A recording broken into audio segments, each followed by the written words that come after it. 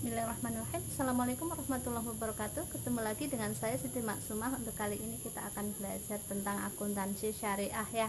Tapi jangan lupa sebelum itu klik like, subscribe, share, komen, dan juga tekan tombol lonceng. Oke deh. Untuk kali ini kita akan belajar pengantar akuntansi perbankan syariah dan juga akad wadiah. Salah satu akadnya dulu ya. Oke. Sebelum itu kan kita udah pernah singgung kemarin sedikit ya tentang beberapa tujuan dari laporan keuangan syariah dan lain sebagainya. Sekarang apa sih tujuannya dari akuntansi perbankan syariah? Oke, tujuannya adalah salah satu menentukan hak dan kewajiban pihak terkait, termasuk hak dan kewajiban yang berasal dari transaksi yang belum selesai dan atau kegiatan ekonomi lain sesuai dengan prinsip syariah yang berdasarkan pada konsep kejujuran, keadilan, kebijakan, dan kepatuhan terhadap nilai bisnis Islam. Oke, jadi di sini kita tetap tujuannya adalah kepatuhan yang berlandaskan asas bisnis Islam. Oke, tujuannya tetap gitu ya, utamanya. Yang selanjutnya adalah menyediakan informasi keuangan yang bermanfaat bagi para pemakai laporan keuangan dalam pengambilan keputusan. Ini sih umum ya. Jadi konven pun kita tujuannya seperti itu. Jadi ya akuntansi syariah juga seperti itu gitu ya. Yang tiga, meningkatkan kepatuhan terhadap prinsip syariah dalam semua transaksi dan kegiatan usaha. Nah, di sini bedanya lagi dengan yang konven itu harus mentaati segala di segala lini usaha ya. Harus sesuai dengan prinsip syariah di segala lini usaha. Oke, itu adalah tujuan dari akuntansi perbankan syariah. Oke, kalau akuntansi kan laporan keuangan ya, walaupun kemarin sudah disinggung sedikit. Sekarang tujuan dari laporan keuangan bank syariah salah satunya adalah pengambilan sebagai dasar pengambilan keputusan investasi dan pembiayaan. Jadi di sini sama ya, kalau pemakai laporan keuangan untuk mengambil keputusan pendanaan ataupun investasi gitu, kita bisa karena dari perbankan syariah itu bisa dibuat untuk investasi ya. Sekarang pihak-pihak apa saja sih? Siapa saja sih yang berkepentingan terhadap laporan keuangan bank syariah? Oke, salah satu pasti kan nasabah atau pemilik modal gitu ya. Nasabah atau ya kalau di sipil pemilik dana atau pemilik ya sahibul mal gitu ya. Kalau itu ya umumnya nasabah gitu.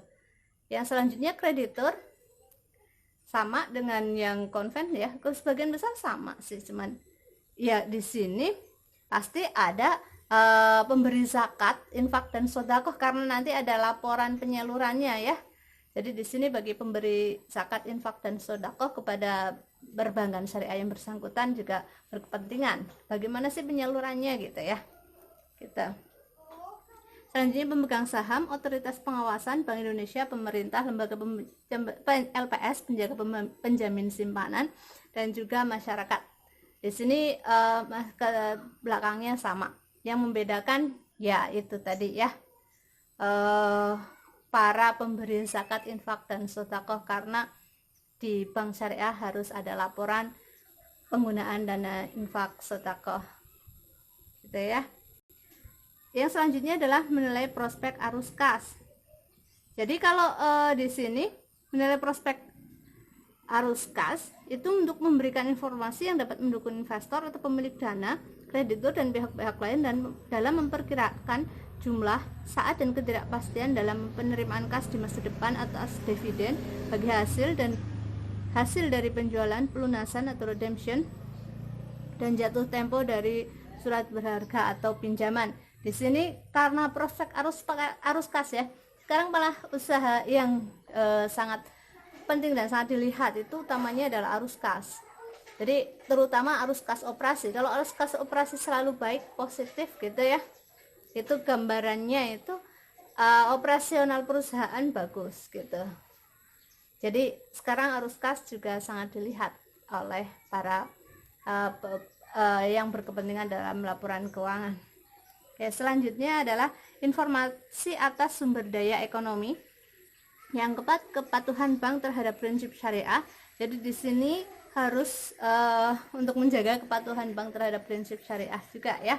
Karena laporan keuangan memberikan informasi sebagai pemenuhan kewajiban bank terhadap prinsip syariah serta informasi pendapatan dan beban yang tidak sesuai dengan prinsip syariah dan bagaimana pendapatan tersebut diperoleh serta penggunaannya. Jadi di sini tetap dilaporkan ada pendapatan yang tidak sesuai dengan prinsip syariah apa berapa gitu, bagaimana penggunaannya, dari mana asalnya gitu ya, itu juga dilaporkan. Oke, yang keempat adalah sekarang kelima, laporan keuangan memberikan informasi untuk membantu mengevaluasi penanggung jawab pemenuhan tanggung jawab bank terhadap amanah dalam mengamankan dana, menginvestasikannya pada tingkat keuntungan yang layak, dan informasi mengenai tingkat keuntungan investasi yang diperoleh pemilik dan pemilik dana investasi terkait. Di sini kalau laporan keuangan memberi informasi sama ya, masih sama dengan yang kemarin, untuk konven juga sama gitu. Yang selanjutnya adalah pemenuhan fungsi sosial ya, karena nanti di bank syariah juga ada CSR, juga nanti pengungkapan tanggung jawab sosial juga bisa gitu ya, karena untuk menunjukkan bahwa kita peduli terhadap sosial gitu. Jadi apa sih yang telah dilakukan oleh bank kita gitu ya untuk CSR-nya, corporate social responsibility-nya ya.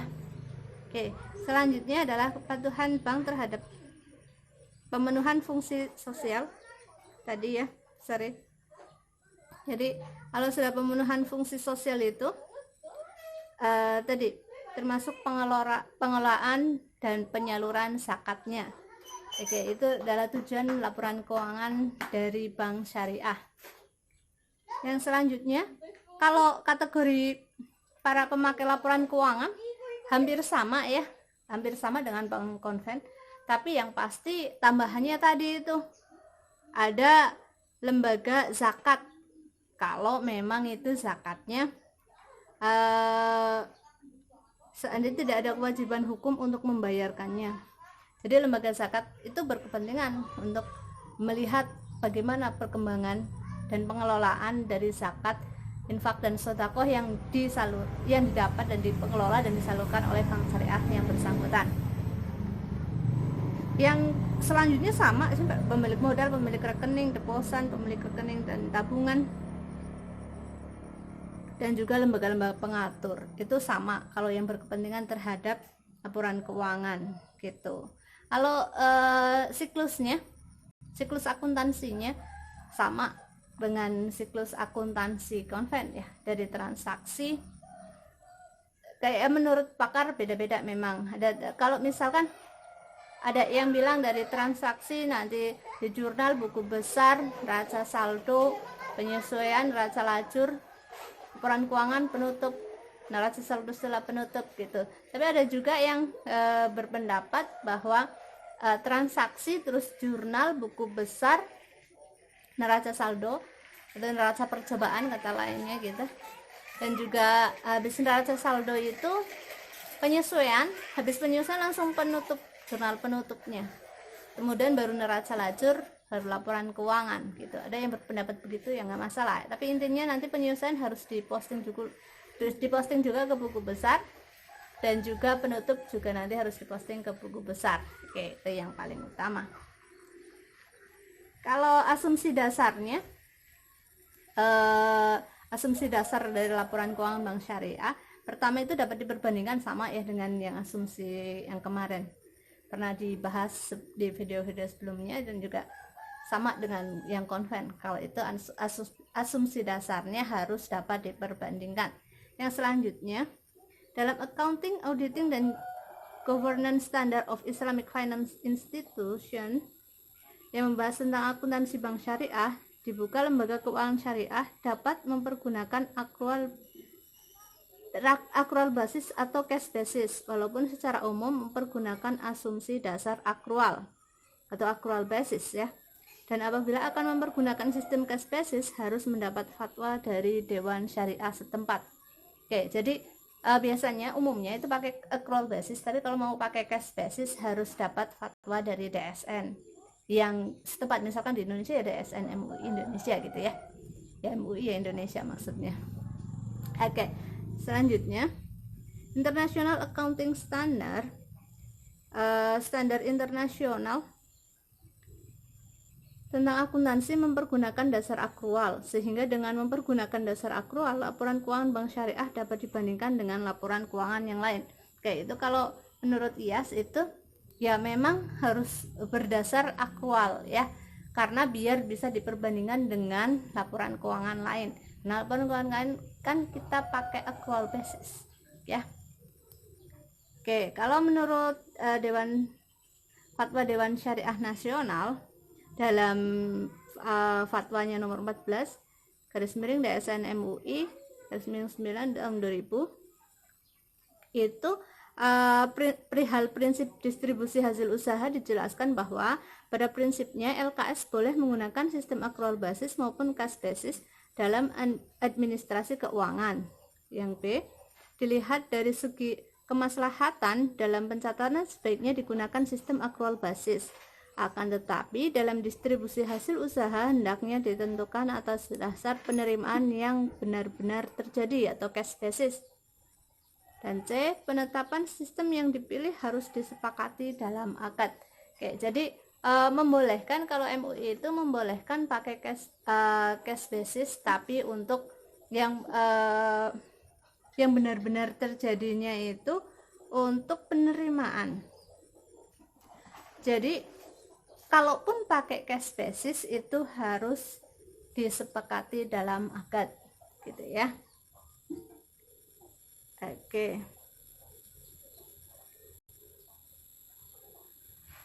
Dalam melakukan pengakuan pendapatan akrual itu ditetapkan ketentuan sebagai berikut. 1. Pendapatan aktiva produktif yang dapat dilakukan pengakuan pendapatan akrual adalah pendapatan atas aktiva produktif yang dikategorikan kolektibilitasnya atau performing ya. Jadi di sini kalau aktiva produktif itu yang performing saja yang diakui gitu. Yang 2, apabila terjadi perubahan kolektibilitas dari performing menjadi non performing, maka pendapatan yang telah diakui dan belum diterima aliran kas masukan dilakukan jurnal balik dan dicatat dalam rekening administratif. Yang ketiga, pengakuan pendapatan akrual untuk penyaluran dengan prinsip bagi hasil hanya diperkenankan apabila telah diperoleh laporan pengelolaan dana mudorobah yang dapat dipertanggungjawabkan dari mudorib. Oke, itu kalau melakukan pencatatan secara akrual sebaiknya seperti itu ya. Oke, kalau persamaan akuntansi bank syariah kan, kalau persamaan akuntansi secara umum itu kan aktiva sama dengan hutang plus modal. Nah, kalau bank syariah itu aktiva sama dengan hutang plus modal, syirkah temporer, dana syirkah temporer juga ditambah modal. Kalau laba ruginya secara umum, kalau laporan keuangan umum itu kan laba rugi itu pendapatan dikurangi dengan beban-beban. Tapi kalau di akuntansi syariah atau di perbankan syariah ini, laba rugi sama dengan pendapatan utama dikurangi dulu dengan hak pihak ketiga atas bagi hasil, baru ditambah pendapatan operasional lain, baru dikurangi beban-beban gitu ya. Itu bedanya. Kemarin sempat dibahas sedikit ya. Oke, sekarang masuk ke akad wadiahnya ya. Apa sih itu wadiah ya? Oke, kalau di sini yang bukan produknya yang didasarkan akuntansinya, pencatatannya, cara pencatatannya, tetapi akad yang digunakan gitu ya. Akad yang digunakan apa gitu. Jadi itu yang menentukan kita mau mencatat pakai transaksi akuntansi apa gitu. Misalkan bukan produknya maksudnya, tapi akad yang digunakan, akad wadiah misal gitu ya. Oke. Di sini dijelaskan apapun nama produk yang diperhatikan adalah prinsip yang dipergunakan atas produk tersebut. Hal ini sangat terkait dengan porsi pembagian hasil usaha yang akan dilakukan antara pemilik dana atau deposan dengan bank syariah sebagai mudorib. Oke, jadi yang penting adalah di sini prinsip akadnya gitu ya, bukan jenis produknya. Produknya boleh bermacam-macam, yang penting produknya itu akadnya apa gitu ya. Oke, kalau misalkan sini penghimpunan dana prinsip wadiah ya. Wadiah dapat diartikan sebagai titipan dari suatu pihak ke pihak lain, baik individu maupun badan hukum, yang harus dijaga dan dikembalikan kapan saja si penyimpan menghendaki. Jadi di sini kalau wadiah itu sistemnya itu titipan ya. Jadi kita mau menitipkan apa gitu. Kalau di sini bank syariah, berarti kita mau menitipkan apa ke bank syariah. Contohnya barang yang dititipkan itu bisa uang gitu ya, bisa barang, bisa dokumen, bisa emas gitu. Barangnya bisa berupa emas gitu, berlian gitu. Mungkin misal saya punya emas 10 kilo, apa kalau disimpan di rumah aman? Ya enggak. Jadi mungkin saya lebih aman dititipkan gitu ya. Oke, di sini kalau di sini bank sebagai penerima titipan itu tidak berkewajiban untuk memberikan imbalan, dan bank syariah dapat menaikkan biaya penitipan barang tersebut. Nah, atas kebijakannya bank syariah dapat memberikan bonus, tetapi itu hak dari tapi harus ada syaratnya ya. Bisa memberikan bonus tapi ada syaratnya. Kayak satu, bonus merupakan kebijakan atau hak prerogatif dari bank sebagai penerima titipan.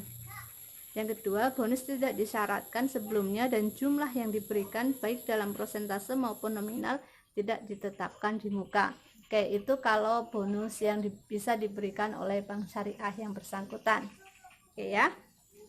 Kalau rukun-rukun dari prinsip wadiah ini apa saja? Ada 4, pasti ada orang yang menitipkan, ada barang yang dititipkan, ada orang yang menerima titipan, dan juga pastinya 4 ijab kabul akadnya ya, serah terimanya. Oke, wadiah itu dibagi menjadi 2 ya. Maaf kalau bahasa saya gak bagus ya, tapi saya terus berusaha. Oke, kalau wadiah dibagi 2 itu wadiah yad amanah dan juga wadiah yad ad-damanah. Kalau wadiah yad al-amanah dengan karakteristik itu titipan murni gitu ya. Barang yang dititipkan tidak boleh digunakan atau diambil manfaatnya oleh penitip. Sewaktu titipan dikembalikan harus dalam keadaan utuh, baik nilai maupun fisik barangnya. Jika selama dalam penitipan terjadi kerusakan, maka pihak yang menerima titipan tidak dibebani tanggung jawab. Sebagai kompensasi atas tanggung jawab pemeliharaan dapat dikenakan biaya titipan. Oke, itu kalau wadiah yad al-amanah, jadi murni titipan ya. Oke, selanjutnya yang kedua adalah wadiah yad al-damanah. Karakteristiknya yaitu merupakan pengembangan dari wadiah yad al-amanah yang disesuaikan dengan aktivitas perekonomian. Jadi penerima titipan diberi izin untuk menggunakan dan mengambil manfaat dari titipan tersebut. Jadi tidak idle ya. Penyimpan mempunyai kewajiban untuk bertanggung jawab terhadap kehilangan atau kerusakan barang tersebut. Semua keuntungan yang diperoleh dari titipan tersebut menjadi hak penerima titipan. Sebagai imbalan kepada pemilik barang atau dana dapat diberikan semacam insentif berupa bonus yang tidak disyaratkan sebelumnya. Oke, jadi kalau yang wadiah yad al-damanah ini itu pengembangan dari wadiah yad al-amanah. Jadi kalau di sini itu barang yang dititipkan itu boleh diambil manfaatnya, tetapi kalau ada kerusakan itu menjadi tanggung jawab yang menerima titipan, dan yang menerima titipan boleh memberikan ya kalau dibilang bonus tadi gitu ya. Tetapi itu tidak boleh disepakati di awal karena kita kan belum tahu gitu. Kalau titipan kan setelah kita menggunakannya baru tahu nanti itu dapat berapa gitu. Jadi nggak bisa ditetapkan di muka gitu. Oke, itu jadi prinsip untuk wadiah itu seperti itu. Oke, mungkin tambahan dari saya cukup sekian dulu. Semoga bermanfaat. Kalau ada kesalahan saya minta maaf. Semoga ilmu kita juga barokah dunia akhirat dan juga jadi jariah ya. Wabillahi taufiq wal hidayah. Wassalamualaikum warahmatullahi wabarakatuh.